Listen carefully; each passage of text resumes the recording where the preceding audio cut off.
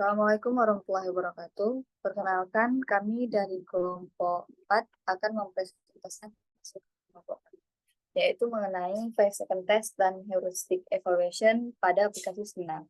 Sebelumnya, perkenalkan, saya Siva Insia bersama teman-teman saya, ada Rahel Tahira, Diselda Mustafa, Rehan Sahira, dan Hidayah Metariski.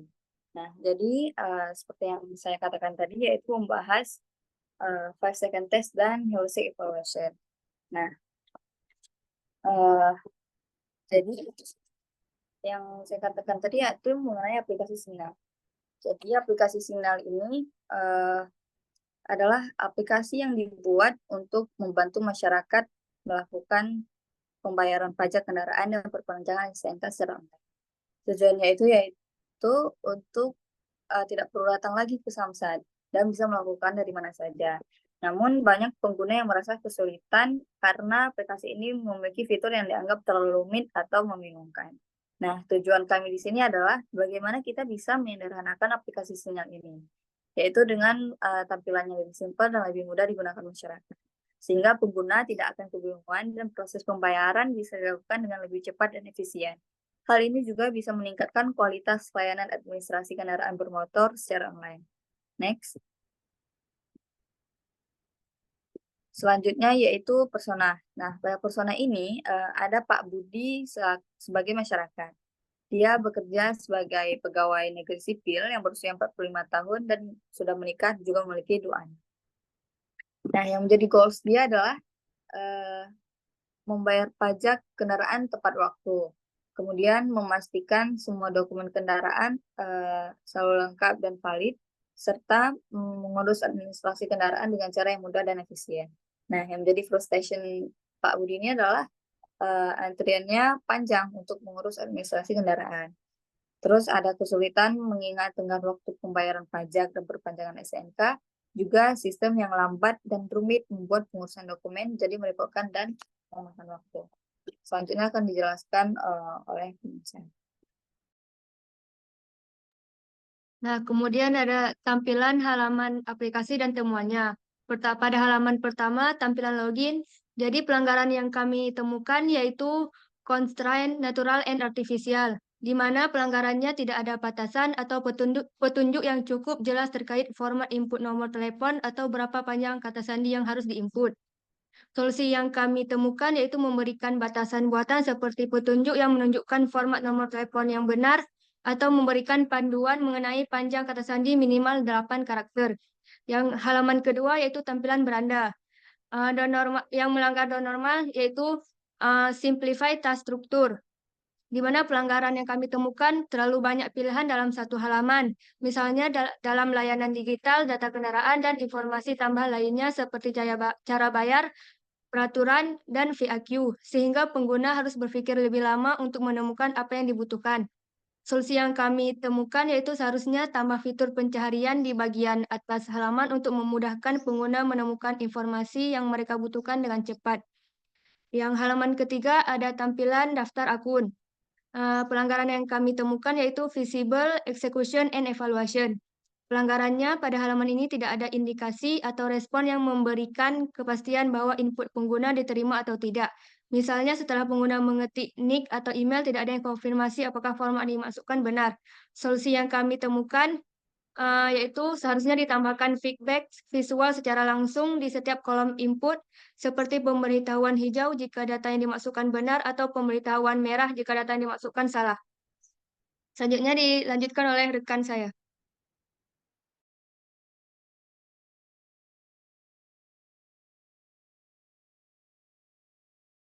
Baik, sekarang adalah tampilan halaman tampilan riwayat transaksi. Jadi di sini terdapat 3 tab yaitu sedang diproses, kadaluarsa, dan selesai. Nah, jadi di tampilan riwayat transaksi ini kami menemukan 2 pelanggaran prinsip. Yang pertama ada visible execution dan evaluation.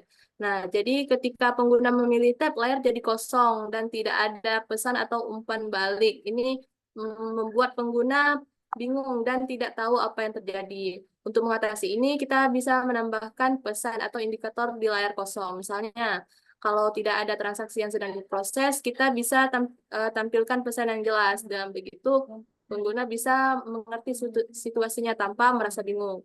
Nah, yang kedua ada prinsip simplify, test, struktur. Jadi urutan pada tab ini kurang pas. Jadi untuk solusinya kita bisa atur urutannya menjadi sedang diproses, selesai, dan kadaluarsa. Dengan cara ini pengguna itu bisa lebih mudah mengikuti alur transaksi mulai dari yang aktif sampai yang sudah tidak berlaku lagi. Next.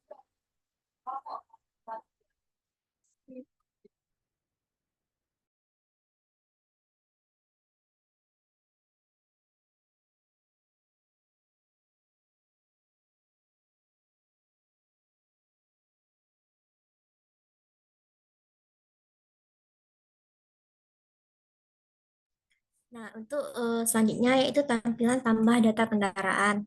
Yaitu pada tampilan data kendaraan yaitu melanggar prinsip constraints yaitu natural and artificial, yaitu tidak ada indikasi bahwa pengguna hanya bisa mengisi NRKP dengan jumlah digit tertentu hingga dapat membingungkan. Solusinya yaitu tambahkan batasan input, misalnya hanya bisa menentukan karakter sebanyak yang diharuskan untuk NRKB atau nomor angka. Kemudian selanjutnya yaitu tampilan profil. Kami menemukan itu melanggar prinsip use reward and user knowledge, yaitu penggunaan istilah nick EKTP dan nama sesuai EKTP mungkin tidak dikenal oleh semua pengguna, terutama yang kurang familiar dengan EKTP. Selain itu ada kata alamat email, bisa lebih jelas jika disebut sebagai alamat email. Solusinya yaitu gunakan istilah yang lebih mudah dipahami oleh pengguna umum. Misalnya ganti dengan nomor KTP dan nama lengkap sesuai KTP serta alamat email. Kemudian selanjutnya untuk tampilan notifikasi transaksi, yaitu melanggar prinsip visible execution and evaluation. Pelanggarannya yaitu halaman ini tidak menampilkan notifikasi atau informasi tentang apa yang bisa dilakukan pengguna. Hal ini membuat pengguna kebingungan mengenai langkah selanjutnya. Solusinya yaitu tampilkan pesan kosong seperti belum ada notifikasi atau tidak ada transaksi saat ini. Ini membantu pengguna memahami bahwa mereka berada di halaman yang tepat meskipun belum ada informasi yang ditampilkan. Next.